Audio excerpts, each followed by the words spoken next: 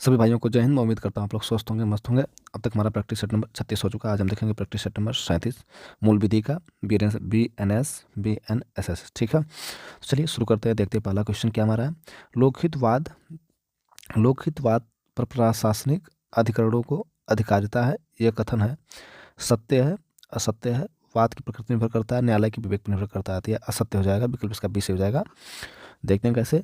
लोकहितवाद पर प्रशासनिक अधिकारों को अधिकारिता नहीं है, क्योंकि लोकहितवाद प्रशासनिक कार्यों के विरुद्ध मानवीय अधिकारों को मान्यता देता या देती है। ठीक है। क्वेश्चन नंबर 2 देखते हैं। साइबर आतंकवाद के नाम से किसको जाना जाता है? ट्रोजन्स को, की लागर्स को, ईमेल बमबाजी, कंप्यूटर वायरस, उपरोक्त सभी। विकल्प का डी से हो जाएगा उपरोक्त सभी। अगला क्वेश्चन देखते हैं। साइबर अपराध का इन्वेस्टिगेशन कौन करेगा? तो वही पुलिस अधिकारी करेगा जो इंस्पेक्टर रैंक का हो, मतलब निरीक्षक के नीचे पंक्ति का ना हो। तो इसका विकल्प डी से हो जाएगा। पुलिस अधिकारी जो निरीक्षक की पंक्ति के नीचे का ना हो। ठीक है, 3 का विकल्प हमारा डी से हो जाएगा। अगला क्वेश्चन देखते हैं। सूचना तकनीक साइबर लॉ अधिनियम की किस धारा में अपराध कारित करने पर 5 लाख रुपए का जुर्माना का प्रावधान है? तो सूचना प्रौद्योगिकी अधिनियम 2000 की धारा 2000 की धारा 10 के अंतर्गत, सॉरी, सूचना प्रौद्योगिकी 2000 की धारा 66 के तहत अपराध कारित करने हेतु 3 वर्ष तक कारावास या 5 लाख रुपए तक जुर्माना है। कौन सा? 66। ठीक, विकल्प का ए से हो जाएगा। क्वेश्चन अगला देखते हैं। सूचना प्रौद्योगिकी अधिनियम 2000 के अंतर्गत डिजिटल हस्ताक्षर से संबंधित नियम बनाने की केंद्र की शक्ति है कितने में?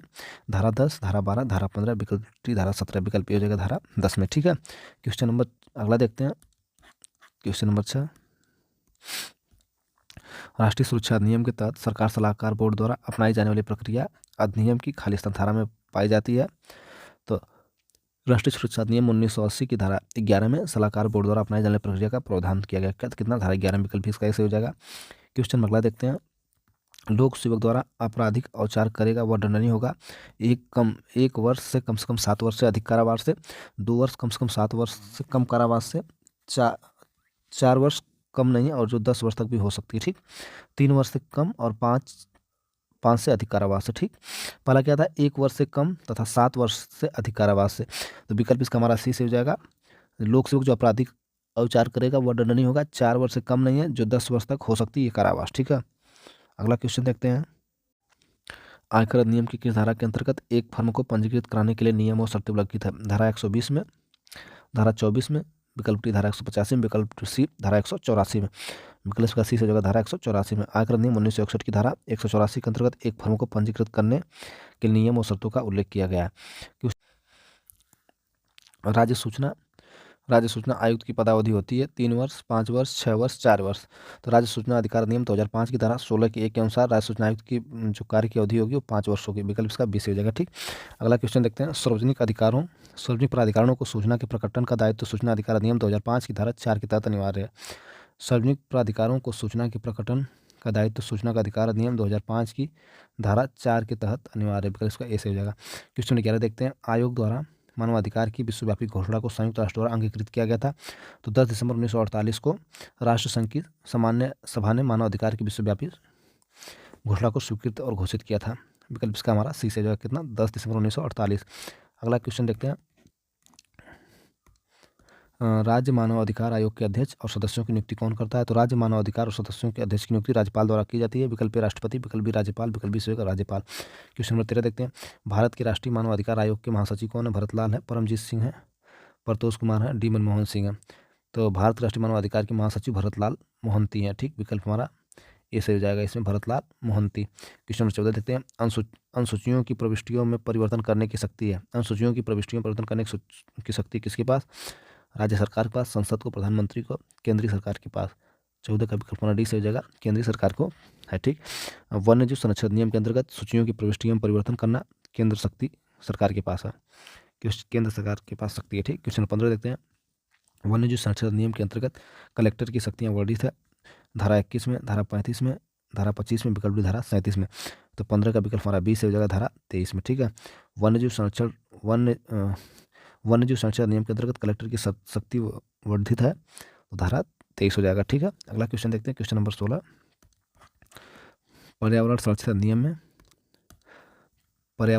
अधिनियम में प्रावधान है कि किसी केंद्रीय अधिकारी अथवा केंद्र सरकार के खिलाफ न्यायालय बिना सूचना के अपराधों को संज्ञान नहीं ले सकता है। न्यायालय द्वारा संज्ञान लेना एवं परिवाद ग्रहण से पूर्व सूचना दी जानी चाहिए। 30 दिन के भीतर, 45 दिन के भीतर, 60 दिन के भीतर, 75 दिन के भीतर। 16 का विकल्प सी से हो जाएगा 60 दिन के भीतर। ठीक है, इसे यातायात चिन्ह का क्या मतलब है? इस यातायात चिन्ह का क्या मतलब? आगे तेज गति यातायात है, आगे यातायात एक तरफ है, आगे यातायात दो तरफ है, आगे दो लेन है। तो आगे यातायात दो तरफा है। ठीक है, आगे यातायात दो तरफा है। विकल्प इसका ऐसे हो जाएगा, आगे विकल्प विकल्प इसका सी से हो जाएगा, आगे यातायात दो तरफा है। ठीक, विकल्प इसका सी से हो जाएगा, आगे यातायात दो तरफा है। याद कर लीजिए क्योंकि एक क्वेश्चन आएगा। बड़े शहरों में यातायात के समुचित क्रियान्वयन के लिए किसकी व्यवस्था पूर्वकालिक रूप में की जाती है?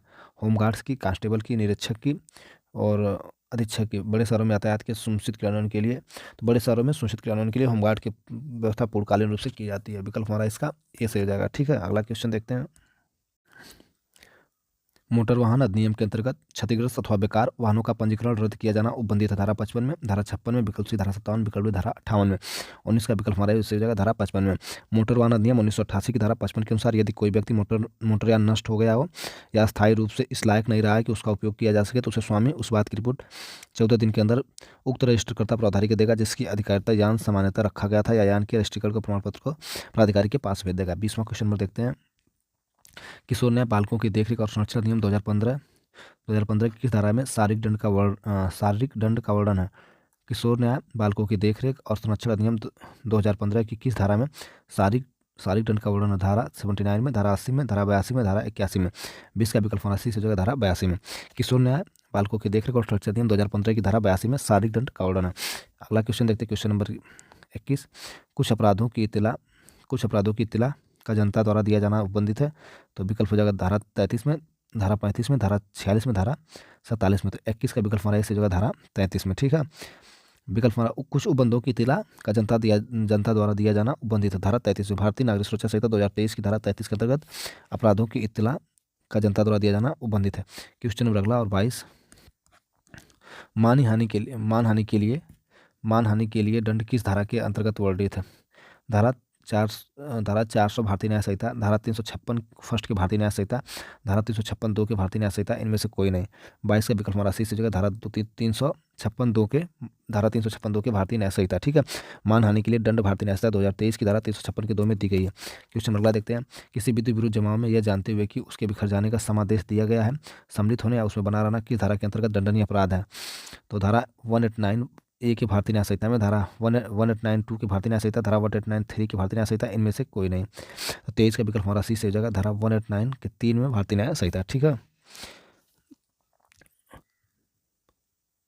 इसमें क्या भारतीय न्याय संहिता 2023 की धारा 189 के 3 के अनुसार किसी विधि विरुद्ध जमाव या जानते हुए उसके बिखर जाने का समावेश। 189 हम इसलिए बोलते हैं कि ये बहुत इंपॉर्टेंट है, पूछा जाएगा भाई, अगर आप लोग इसको एक बार देख लो। ठीक, ये आप लोग याद कर लो। विधि विरुद्ध जमाव का हमेशा पूछा जाता है, क्योंकि इसमें विधि विरुद्ध जमाव जो होता है उसको बिखर जाने का तितर बितर करने का जो आदेश देते हैं वो पुलिस के पास नहीं रहता, मजिस्ट्रेट देते हैं लिखित रूप में। तो बहुत बार पूछा जाता है, और हम लोग ट्रेनिंग में थे तो वहाँ भी पूछा जाता था बार बार। तो अब 189 में आ गया है। भारतीय न्याय संहिता 2023 की धारा 189 के अनुसार किसी विधि विरुद्ध जमाव में जानते हुए उसके बिखर जाने का समावेश दे दिया गया है। भारतीय सम्मिलित होना और दोनों में से किसी भारतीय कारावार से जिसकी अवधि 2 वर्ष तक हो सकती है, जुर्माने से दोनों से दंडित किया जाएगा। ठीक, क्वेश्चन नंबर 24 देखते हैं। कौन सी धारा विकृचित व्यक्ति को कार्य को अपराध नहीं मानती है? भारतीय न्याय संहिता 2023 की धारा 22 के अनुसार कोई व्यक्ति अपराध नहीं है जो उससे उस समय विकृचित के कारण उसकी प्रकृति या जो कुछ कर रहा है वह दोषपूर्ण या विधि के प्रतिकूल है जानने में असमर्थ हो। तो विकल्प इसका सी से हो जाएगा 24 का धारा। ठीक, 22। अगला क्वेश्चन देखते हैं 25 वाला। निम्नलिखित में से कौन भय परितकारी सिद्धांत से संबंधित है? निम्नलिखित में से कौन भय परितकारी सिद्धांत के संबंध में सत्य है? सजा के भय परितकारी सिद्धांत के अंतर्गत अपराधी के साथ साथ अन्य व्यक्तियों के मस्तिष्क में भी भय की धारणा को महत्व दिया जाता है। अपराधी को इस बात का ज्ञान रहता है कि यदि वह विधि का उल्लंघन करता है तो दंडित किया जाएगा। अपराधी को दंडित कर अन्य व्यक्तियों के मस्तिष्क में एक भय का प्रभाव उत्पन्न किया जाता है। उपरोक्त सभी कथन सत्य है। 25 का विकल्प डी से जगह उपरोक्त सभी कथन सत्य है। ठीक है, क्वेश्चन नंबर अगला देखते हैं। भारत राष्ट्रीय सुरक्षा अधिनियम की निम्नलिखित में से कौन सी धारा केंद्र सरकार और राज्य सरकार को निरोध का आदेश देने की शक्ति देती है? राष्ट्रीय सुरक्षा अधिनियम की निम्नलिखित में से कौन सी धारा केंद्र सरकार और राज्य सरकार को निरोध का आदेश देने की शक्ति देती है? तो राष्ट्रीय सुरक्षा अधिनियम 1980 की धारा 3। ठीक है, विकल्प इसका ऐसे हो जाएगा केंद्र राज्य सरकार को निरोध करने का आदेश देने की निरोध का आदेश देने की शक्ति देता है। क्वेश्चन अगला देखते हैं 27 क्या वर्तमान आयकर अधिनियम लागू हुआ था? तो वर्तमान आयकर अधिनियम 1 अप्रैल 1962 को प्रभावित हुआ था। यह अधिनियम संपूर्ण भारत में प्रभावी था। ठीक है, 1 अप्रैल को लागू हुआ था। ठीक, 1962 में। वर्तमान आयकर अधिनियम कब लागू हुआ था? 1 अप्रैल 1962 को। ठीक, अगला क्वेश्चन देखते हैं। घरेलू हिंसा में महिला संरक्षण अधिनियम 2005 के सशस्त्र आश्रय गृह प्रदान किए जाने का प्रावधान है। तो घरेलू हिंसा से महिला संरक्षण अधिनियम 2005 की धारा 6 के अनुसार यदि कोई पीड़ित व्यक्ति या उसकी ओर से कोई संरक्षण अधिकारी, कोई सेवा प्रदाता किसी अधिसूचना आश्रय गृह के भार साधक व्यक्ति से उसको आश्रय प्रदान करने का अनुरोध करता है, तो आश्रय गृह का ऐसा भार साधक पीड़ित व्यक्ति को आश्रय गृह में आश्रय प्रदान करेगा। क्वेश्चन नंबर देखते हैं। विकल्प इसका हमारा सही हो जाएगा धारा 6। ठीक है, 28 का। अगला क्वेश्चन देखते हैं। अनैतिक व्यापार निवारण अधिनियम 1956 की किस धारा के अधीन वेश्यावृत्ति के उपार्जन पर जीविका निर्वाह के लिए दंड का प्रावधान है? विकल्प इसका धारा 5 के, विकल्प बी धारा 6, विकल्प सी धारा 4 का फर्स्ट। विकल्प इसका सी से हो जाएगा धारा 4 का फर्स्ट में। ठीक है, क्वेश्चन अगला देखते हैं। दहेज परिषद अधिनियम 1961 दहेज परिषद अधिनियम 1961 का किस उद्देश्य के लिए अधिनियम किया गया? दहेज का देना प्रतिष्ठित करने के लिए, दहेज का लेना प्रतिष्ठित करने के लिए, दहेज का लेना व देना प्रतिष्ठित करने के लिए, स्त्री कुर्ता संरक्षण के लिए। तो 30 का विकल्प हमारा सी से हो जाएगा दहेज का देना व लेना प्रतिष्ठित करने के लिए दहेज परिषद अधिनियम 1961 के उद्देश्य के अधिनियम से बनाया गया था। अगला क्वेश्चन देखते हैं। क्वेश्चन नंबर हमारा 31। किशोर न्याय बालकों की देखरेख और संरक्षण अधिनियम 2015 की किस धारा में विधि का उल्लंघन करने वाला बालक परिभाषित है? तो किशोर न्याय बालकों की देखरेख और संरक्षण अधिनियम 2015 की धारा 2 के 13 में। ठीक है, विकल्प इसका 2 से 2 के 13 में विधि का उल्लंघन करने वाला बालक परिभाषित है। अगला देखते हैं। लैंगिक हमले से पीड़ित बच्चे को कथन को अभिलिखित करने वाले अधिकारी का स्तर अन्यून नहीं होगा। सहायक उपनिरीक्षक पुलिस, निरीक्षक पुलिस, वृत्त अधिकारी। 32 का विकल्प हमारा सही होगा कम से कम उपनिरीक्षक लेवल का रहेगा, दरोगा रहेगा वो। ठीक है, अगला क्वेश्चन देखते हैं।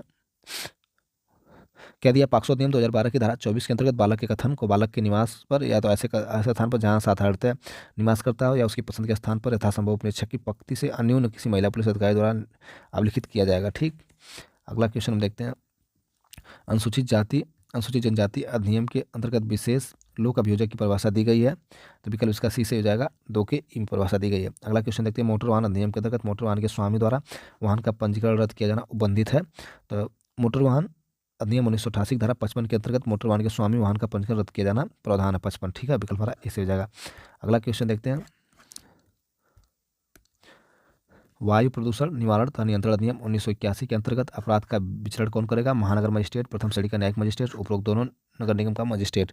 विकल्प हमारा सी से हो जाएगा उपरोक्त दोनों। ठीक है, अगला क्वेश्चन देखते हैं। भारतीय साक्ष्य अधिनियम 2023 की धारा 138 संबंधित है सह अपराधी से सह अभियुक्त साक्ष्यों की संख्या से साक्ष्यों की परीक्षा से।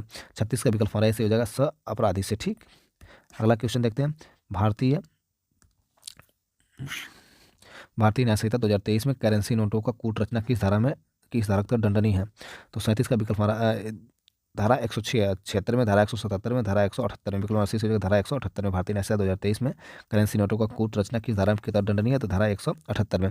अगला देखते हैं 38 वाला क्वेश्चन। 38 क्वेश्चन। भारतीय न्याय संहिता 2023 की किस धारा के तहत मिथ्यासाक्ष्य देना दंडनीय है? तो भारतीय न्याय संहिता 2023 की